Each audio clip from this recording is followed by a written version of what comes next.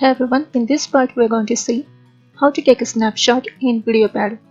That is, how to get a still image from a video in VideoPad which we can use later on. I have already added the video on the sequence. Under the sequence preview panel, click on the play button.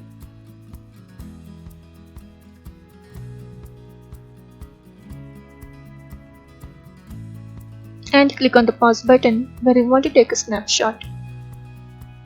Under the sequence preview panel, you can see we have snapshot option here. Click on the arrow of it. We can save our snapshot in different resolution. Click on the one which you like, or you can set custom resolution for your snapshot. To take a snapshot, click on one of the options. The snapshot will be saved in Images bin. If you want to know where it is actually saved on your computer, right click on it and click on Open File Location. You can see a snapshot got saved in Pictures folder. Double click on the snapshot to open it. So this way you can take a snapshot in VideoPad.